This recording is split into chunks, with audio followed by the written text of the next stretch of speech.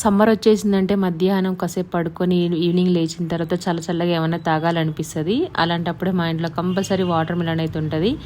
అంటే ముందే తీసుకొద్దాం అనుకున్నాం కానీ అంత సీజన్ కాదు కదా, ఇంకా రాలే, స్వీట్ ఉంటాయో లేదని డౌట్స్ తోటి ఇన్ని రోజులు తీసుకురాలేదనమాట. ఇది ఫస్ట్ వాటర్ మిలన్ ఇంక ఇంట్లో. ఆల్రెడీ ఈ వీడియోకి, మొన్న పెట్టిన వీడియోకి కంటిన్యూషన్ అనమాట. పక్కనేమో పిల్లలకి బ్రెడ్ ఆమ్లెట్ అవుతా ఉంది. నేను దీవెనకు చిన్న చిన్నగా నేర్పిస్తున్నాను ఎలా చేయాలి ఏంటి అనేది.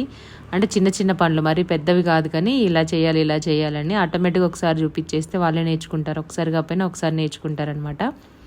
మనం ఏదైనా పనిలో ఉన్నా సరే వాళ్ళంతటా వాళ్ళు చేసుకొని తాగడం కానీ, మనం ఏదైనా పనిలో ఉంటే మనకు ఒంట్లో బాగాలేకపోయినా మనకి చేసి ఇవ్వడం కానీ అట్లా చేస్తూ ఉంటారు.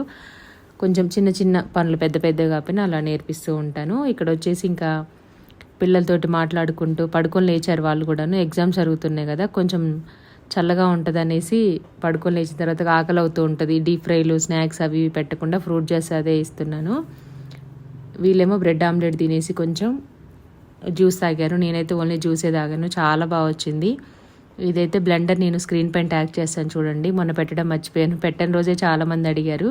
తక్కువ కాస్ట్లోనే ఉందండి. అగారు హ్యాండ్ బ్లెండర్ అనమాట. ఇది వాడబట్టి నేను కంటిన్యూస్గా ఇప్పుడు 2-3 డేస్ అవుతుంది. ఇంకా లోపల పెట్టట్లేదు అనమాట. కిచెన్లోనే ఉంచుకుంటున్నాను. అంత బాగా యూజ్ అవుతుంది. పపాయ కానీ, వాటర్ మిలన్ కానీ ఏదైనా.